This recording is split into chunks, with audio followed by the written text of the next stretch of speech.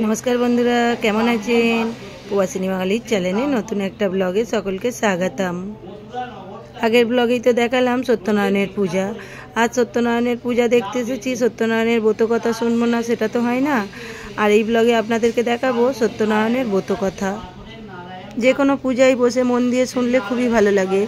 আর আমাদের এখানে তো বন্ধু বান্ধবদের অনেকই সত্যনারায়ণ পূজা হয়, যেখানেই যাই ব্রতকথা শুনি।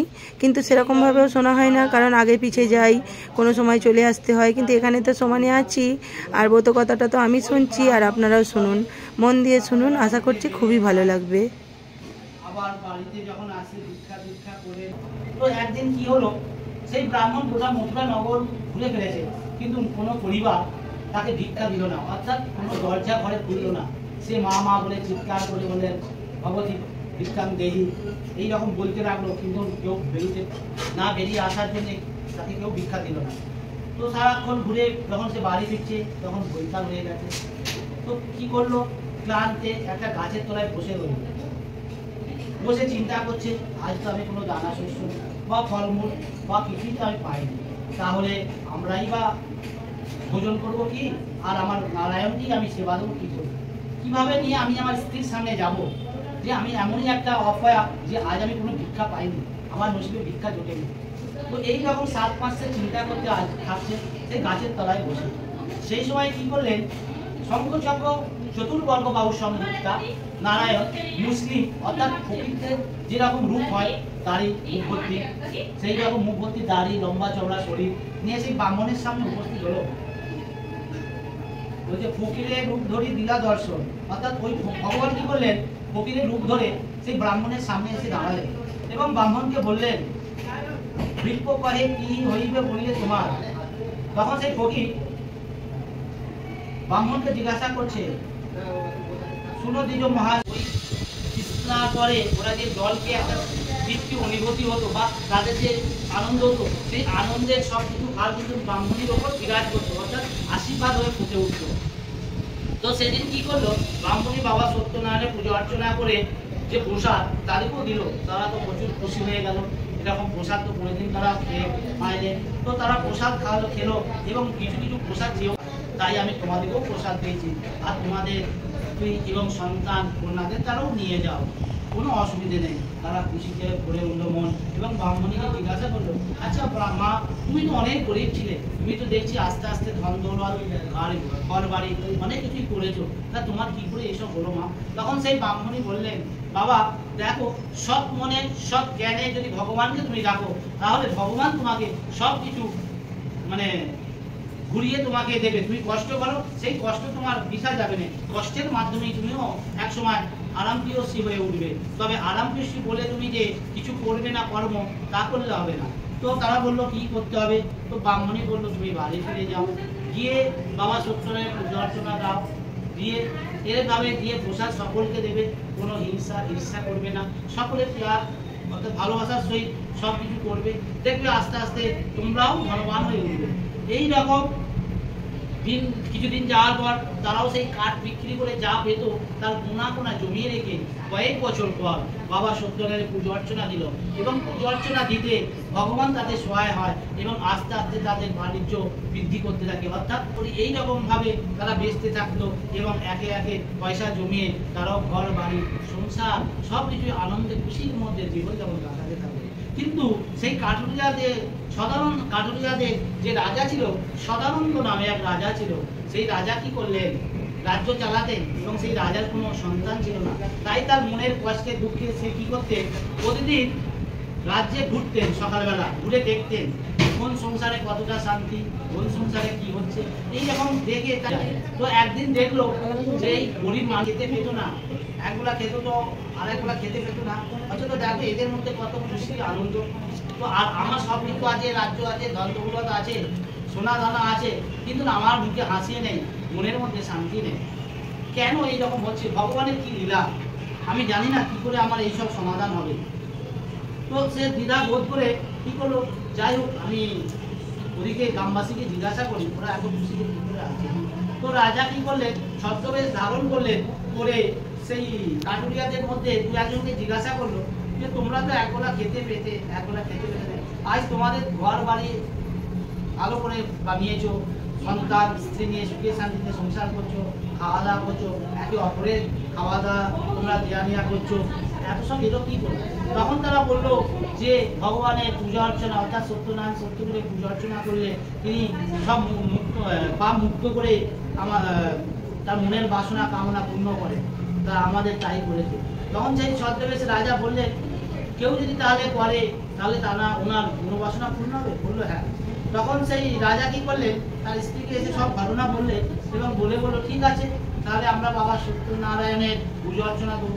কিন্তু ওরাকে সেই রাজা আর রাজা নয় তাদের মধ্যে মিশে গিয়ে প্রসাদ বিতরণ করতে লাগলো এবং তাদের মনে যে ভালোবাসা অর্থাৎ রাজার প্রতি ভালোবাসা জন্মালো, যে এই রাজা একদিন আমাদের কাছ থেকে দূরে ছিল, আজ দেখো আমাদের মধ্যে এসে আমাদেরকে প্রসাদ বিতরণ করছে, অন্ন ভোগ করছে, এই যে ভালোবাসা মনের খুশি ওনার ওপর পড়লো। সেই পরাগ আর এবং ভগবানের আশীর্বাদে ওনার ঘরে কিছুদিন পর এক কন্যা সন্তান জন্মালো। সেই কন্যা সন্তান এত সুন্দর দেখতে হয়েছে যে বাবা মা মুগ্ধ হয়ে গেল এবং তারা সেই সন্তানকে আস্তে আস্তে লালন পালন করে বড় করতে থাকে। কিন্তু সেই রাজা আর তার স্ত্রী ভুলেই গেছে যে বাবা সত্যনারায়ণ সত্যপীরে আশীর্বাদী আর আমাদের সন্তান হয়েছে বা সন্তান আমরা পেয়েছি, আমরা সুখে শান্তিতে আছি, এসব কথা সব ভুলেই গেছে। ভুলে গিয়ে তারা সন্তানকে নিয়ে বড় করতে থাকে। যখনই 12-13 বছর হলো, আগেকার দিনে 12-13 বছর বয়সী ওনাদের সংসার ধর্ম করে দিতে হতো।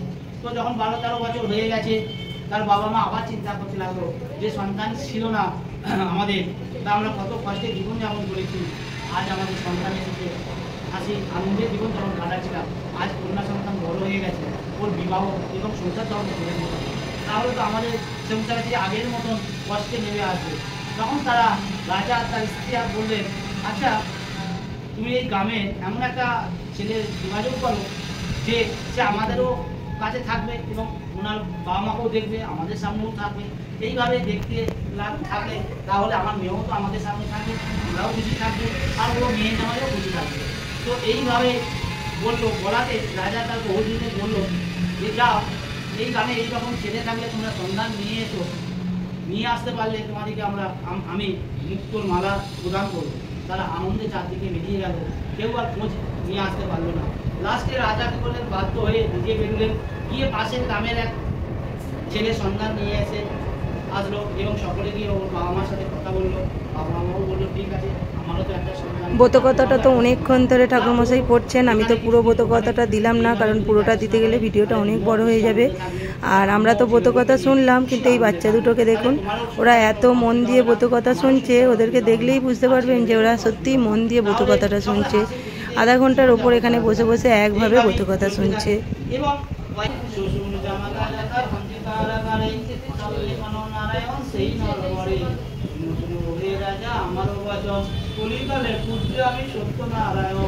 হোম চালু হয়েছে, হোম হচ্ছে, আর এখানে অর্পিতা অরবিকে কৃষ্ণ রাধা দিয়েছে, কি অপূর্ব লাগছে দেখুন, এটা দিয়েছে অর্পিতা, খুব সুন্দর দেখতে। আর এখন হোম হচ্ছে, অনেকক্ষণ থেকে পুজো হচ্ছে, এখন 4:08 বাজে, পুজোয় বসেছে 12টায়, এখনও হোম হবে, আরতি হবে। পুজোটা খুব সুন্দরভাবে করছেন ঠাকুরমশাই, খুব ভালো লাগছে।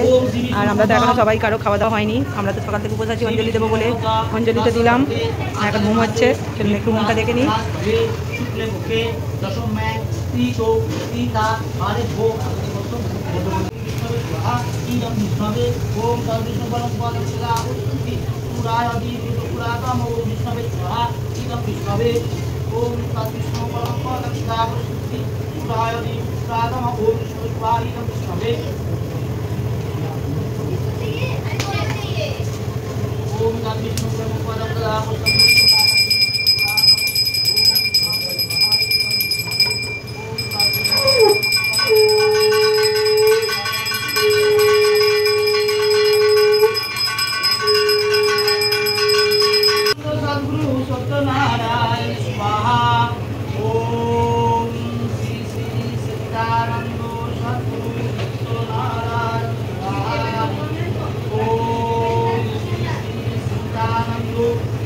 এত হাওয়া দিচ্ছে আর খুব সুন্দরভাবে ঘুমটা হচ্ছে, আর হাওয়াটা এখানে প্রচুর হাওয়া দেয়, প্রচুর মানে অনেকটাই বেশি হাওয়া দিচ্ছে,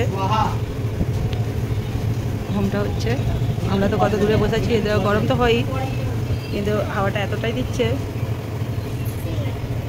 আর ওখানে আমাদের গোপুসোনা দেখুন বসে আছে, ছোট্ট গোপুসোনা।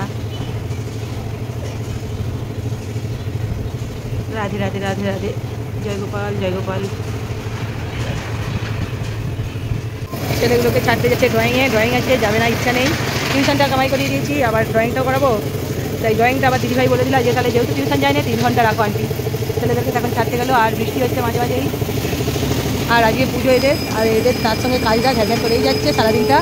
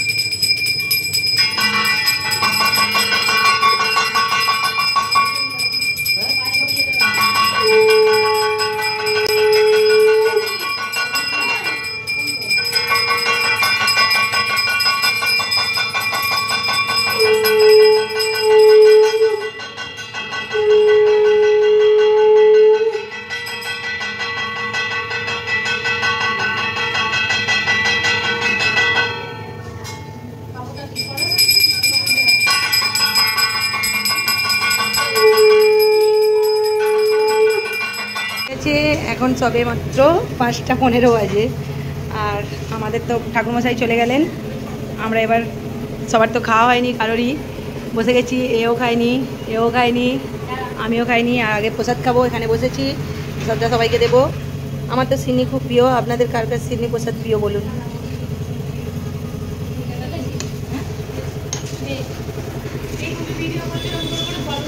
আর এখানে এই যে কৃষ্ণরাধাটা যে অর্পিতা দিয়েছে সেটাও তো লাগিয়ে দিয়েছে, উচ্চকি করে দিয়েছে।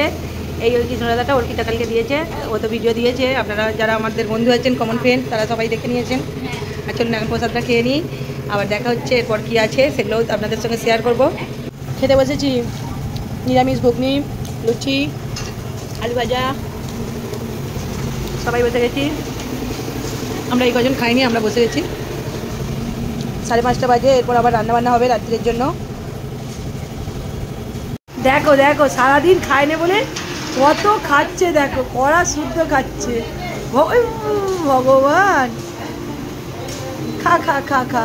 অর্পিতার খাওয়াটা কিন্তু আমরা সবার সঙ্গে মজা করলাম, যাতে সবাই একটু হাসে, কারণ খাবার দাবার তো সবই রয়ে গেছে। বললো কড়াই একটু মুড়ি নিই, সবাইকে একটু হাসাই, একটু কড়াই করে মুড়ি খেয়ে নিই। এরপর তো আবার রান্নাবান্না আছে, রাত্রিরে খাওয়া দাওয়া আছে, অনেক বন্ধুবান্ধবরা আসবে করবীদের। আর এই ব্লগটা এখানেই শেষ করব, পরের ব্লগে দেখাবো রাত্রিরে কারা আসছে আর কি খাওয়ান দাওয়ান, কি রান্নাবান্না ছিল। চলুন, সকলে ভালো থাকবেন, সুস্থ থাকবেন, সাবধানে থাকবেন। আর আজকের ব্লগটা যদি ভালো লাগে লাইক কমেন্ট করে দেবেন।